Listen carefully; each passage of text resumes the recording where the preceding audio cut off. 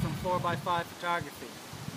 This is the final video in the series on how to capture a large format image. In our first videos we looked at film loading and handling and then how to use your camera.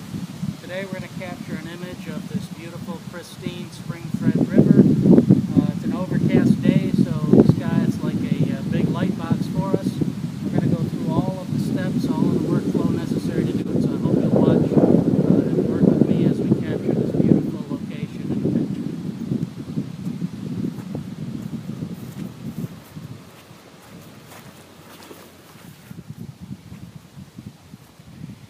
Having found the rough composition that I was looking for now, I've set up my tripod with my camera on it, and I'm going to now focus in on accuracy in terms of capturing the visualized image that I'm going for here. And that image is basically a shot across the water here with sharpness from right in front of the camera through the foliage that sits on top of the river and then over to that small island.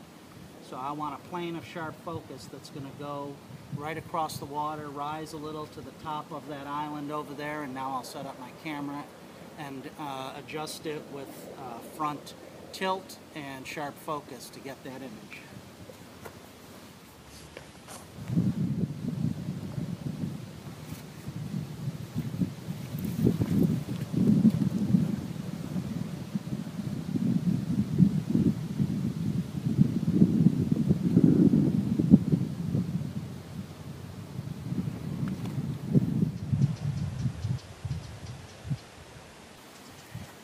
If you've watched my previous video, I talked about how I use a digital SLR as my spot meter. What I do is I take my DSLR and I set it up to match the film on my camera. So the film in my camera is going to be ISO 100.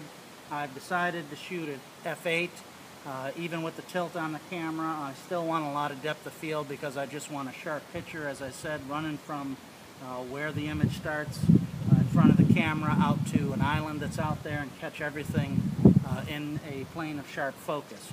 So what I'm going to do now is take sample spot meter readings of the elements of this image, look at some of the readings in terms of exposure. Basically, since I have my aperture set f8, ISO 100, I'm looking for the correct shutter speed now. So I'll go and I'll sample those and then decide exactly where I want to set my exposure.